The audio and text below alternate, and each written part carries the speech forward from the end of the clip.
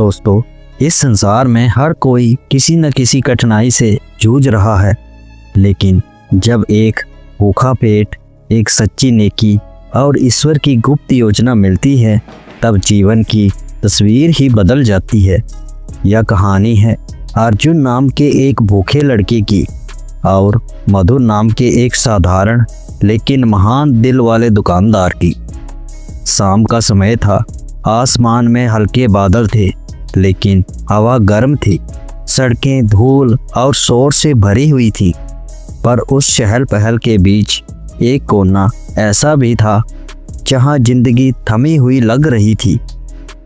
वहीं फुटपाथ के किनारे पर एक लड़का बैठा था। गंदे फटे कपड़े, पाँव में चप्पल तक नहीं, बाल उलझे हुए और आंखों में थकावट की एक गहरी परत। लड़का करीब 12 साल का था। नाम था अर्जुन। 2 दिन से कुछ खाया नहीं था। गले से आवाज़ तक नहीं निकल रही थी, पर पेट की आवाज़ लगातार उसके अस्तित्व की याद दिला रही थी। अर्जुन ने राह चलते कुछ लोगों से खाने को मांगा भी था, पर किसी ने झिड़क दिया और किसी ने नज़रअंदाज कर दिया था। तभी पास की एक मिठाई की दुकान से गुलाब जामुन की खुशबू आई। अर्जुन की आंखें वहीं टिक गई। वह दुकान की तरफ घूरने लगा, लेकिन हिम्मत नहीं हुई भीतर जाने की। खुद को कोसता बस बाहर ही दीवार से अपनी नज़र वहां लगाए रखी। उस दुकान के अंदर बैठा था मधुर, 55 वर्षीय मिठाई वाला, सादगी और सच्चाई का प्रतीक। बालों में सफेदी, आंखों में अनुभव और दिल में करुणा। मधुर की नज़र अचानक अर्जुन पर पड़ी। कुछ देर तक तो वो उसे देखता रहा, फिर धीरे से अपने नौकर रमेश से बोला, उस बच्चे को देखो, भूखा, चेहरों से भी झलकती है। रमेश बोला, साहब, ऐसे बच्चे हर गली में दिखते हैं। खिलाते रहेंगे तो दुकान बंद हो जाएगी। मधुर मुस्कुराया, दुकान बंद हो जाए तो फिर भी ठीक, इंसानियत बंद नहीं होनी चाहिए। फिर उन्होंने खुद जाकर बच्चे के पास एक थाली रख दी। 2 समोसे, 2 गुलाब जामुन और ठंडा पानी।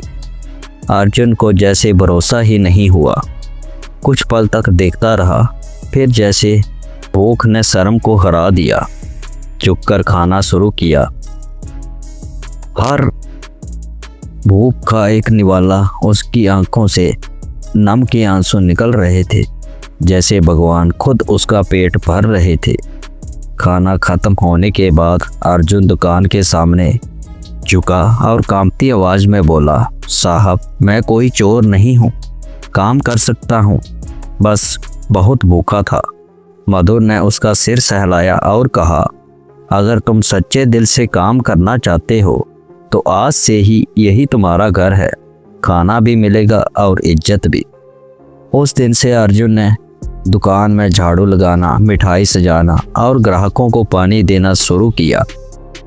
वह कोई ऐश नहीं चाहता था, बस एक मौका। मधुर ने देखा कि यह लड़का मेहनती है, ईमानदार है और कुछ बनने की भूख रखता है। पेट से ज़्यादा आत्मा की भूख थी। धीरे धीरे मधुर ने उसे पढ़ाना भी शुरू किया। दिन में दुकान, शाम को पढ़ाई। समय जैसे पंख लगाकर उड़ चला। साल दर साल बीतते गए। अर्जुन अब 18 साल का हो चुका था। वह अब दुकान का सारा हिसाब किताब देख लेता था। मिठाइयाँ बनाना भी सीख चुका था और ग्राहकों से व्यवहार भी ऐसा कि सब उसे अर्जुन भैया कहकर पुकारते थे। एक दिन मधुर को दिल का दौरा पड़ा। अस्पताल में ले जाया गया। अर्जुन ने रात पर जाकर उनकी सेवा की। जब मधुर थोड़ा ठीक हुआ तो उन्होंने अर्जुन का हाथ पकड़कर कहा, बेटा, अब तू ही इस दुकान का असली वारिस है। मैं सिर्फ मिठाइयाँ बनाता था, तूने उन्हें आत्मा भर दी है। मधुर की आंखों में आंसू थे और अर्जुन की आंखों में कृतज्ञता। कुछ सालों बाद मधुर मिष्ठान भंडार अब अर्जुन स्वीट्स बन चुका था। दुकान की शाखाएं दूसरे शहरों तक पहुंचने लगी, लेकिन अर्जुन आज भी हर दिन एक थाली मुफ्त भोजन की दुकान के बाहर रखता था।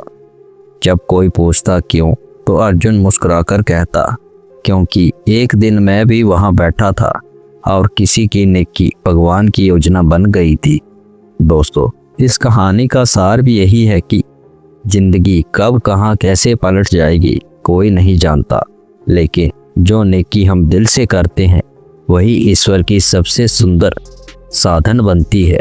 एक भूखे को खाना देना कभी छोटा काम नहीं होता, वो किसी की किस्मत बदल सकता है। दोस्तों, जैसा कि हर बार कहानी के अंत में कहता हूँ, अच्छे कर्म करिए, अपने बूढ़े माँ बाप की सेवा करिए, और ये कहानी अच्छी लगी तो वीडियो को लाइक करें, अपने परिवार दोस्तों के साथ शेयर करें और कमेंट करके ज़रूर बताएं कि कहानी कैसी लगी।